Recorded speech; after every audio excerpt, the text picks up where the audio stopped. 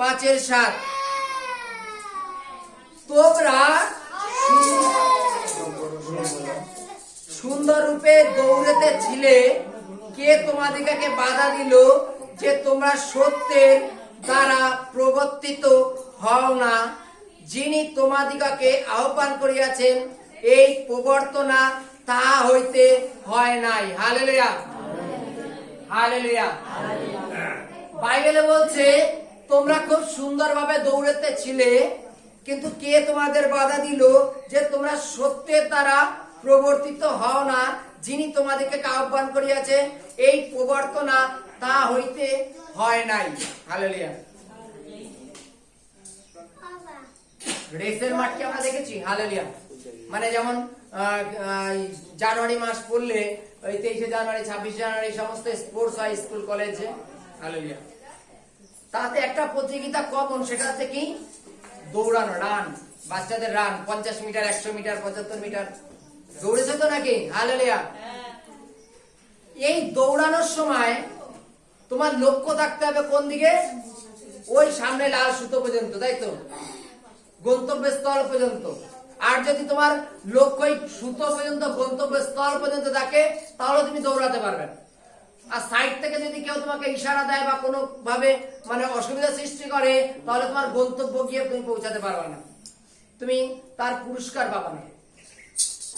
কোন এক ব্যক্তি মনে করো সে প্রভুতে খুব ভালোভাবে দৌড়াচ্ছে, প্রভুতে খুব মানে বৃদ্ধি পাচ্ছে, প্রভুর যেটা হয় আগে বাড়ার খুব ইচ্ছা এবং ঈশ্বর তাকে খুব বাড়ানোর চেষ্টা করতে, সে বেড়ে যাচ্ছে।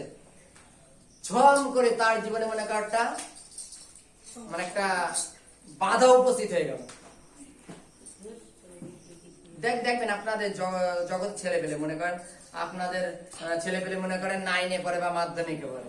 মাধ্যমিকে আপনার ছেলে প্রত্যেক বছর 1 রোল করে, ভালো রেজাল্ট করে, এবং ভালো রেজাল্ট করতে করতে ঠিক যখন মাধ্যমিক বা 11 ক্লাসে উঠলো, তখন তার পড়াশোনা 100 থেকে মানে যেখানে 90, 91, 95 নাম্বার পেতো, সেখান থেকে দেখবেন নাম্বার হয়তো 50-60-এ নেমে এসছে। আপনি জিজ্ঞাসা করবেন কি ব্যাপার, এত কমে আসবে কেন? পরে তার একটু বন্ধু বান্ধবের সাথে জিজ্ঞাসা করবেন, সে দেখবেন হয়তো প্রেমে পড়েছে, না তো মোবাইলে সময় দিচ্ছে বা অন্য জায়গায় কাটাচ্ছে, ধ্যানটা বইয়ের থেকে উঠে চলে গেছে। এটাই তো হয় নাকি? সে সুন্দরভাবে ভালো রেজাল্ট করছিল পড়াশোনায়, কিন্তু তার এই রেজাল্ট ঝমকে থমকে যাওয়ার কারণ কি? হালেলুয়া। তার রেজাল্টটা ঝম করে থমকে যাওয়ার কারণ কি? কারণ হচ্ছে তার আর পড়াশোনার মাঝখানে একজন চলে এসছে, সে হয়তো তার জীবনে একটা নারী হতে পারে, কিংবা একটা মোবাইল হতে পারে, একটা টিভি হতে পারে, বা কোনো বদ অভ্যাস হতে পারে, যার জন্য তার বইয়ের থেকে তার ধ্যানটা সরে গেছে। হালেলুয়া। তদানুসারে তুমি প্রভুর পথে খুব সুন্দরভাবে দৌড়াচ্ছিলে, ঝম করে থেমে যাওয়ার কারণ কি? আমরা দেখেছি সকলের ক্ষেত্রেই, প্রত্যেকটা বিশেষ করে খ্রিস্ট বিশ্বাসীর ক্ষেত্রে প্রথম খুব আগ্রহ থাকে, তাই তো, দৌড়তে দৌড়তে ঝম করে এক সময় গিয়ে আবার খানিকটা থেমে যায়। কিন্তু যাদের লক্ষ্য ঠিক থাকে তারা পড়ে গিয়ে আবার উঠে আবার হাঁটে, কারণ আমার লক্ষ্য পর্যন্ত পৌঁছাতে হবে, গন্তব্য পর্যন্ত পৌঁছাতে হবে। এখানে কি বলছে? তোমরা খুব সুন্দরভাবে দৌড়াচ্ছিলে, কে তোমাদের বাধা সৃষ্টি করলো? বলছে এই বাধা ঈশ্বর থেকে হয়নি। হালেলুয়া।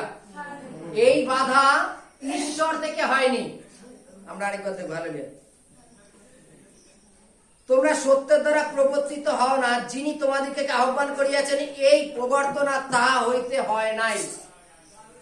যিনি তোমাদের পরিত্রাণের জন্য আহ্বান করেছেন, যিনি তোমাদের ঈশ্বরের পথে চলার জন্য আহ্বান করেছেন, এই বাধাটা তার থেকে হয়নি। এই বাধাটা তার থেকে হয়নি। তাহলে বাইবেলে কি বলছে? যে তোমরা সুন্দর দৌড়াচ্ছিলে, ওই লাইনটা আমি তোমাকে মনে করায় দিচ্ছি, যে তোমাকে কেউ বাধা দিয়েছে, তুমি থেমে গেছো। আর তুমি এটা জানো যে এই বাধাটা সেই ঈশ্বর থেকে হয়নি। যিনি তোমাকে আহ্বান করেছে, তার রাজ্যের জন্য ব্যবহার করছে, সে তার নিজের সন্তানকে থামাতে পারে না। তুমি তোমার সন্তানকে রেসের মাঠে দাঁড় করিয়ে দিয়েছো, এ বাবা যখন বাঁশি দেবে দৌড় মারবি।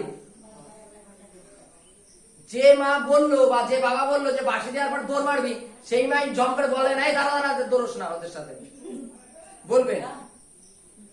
যে মা বা বাবা দাঁড় করিয়ে দিয়েছে লাইনে যে আমার গন্তব্যস্থল পর্যন্ত পৌঁছাতে হবে, সেই মা পেছন ডাকবে না, মা হোক বা বাবা হোক।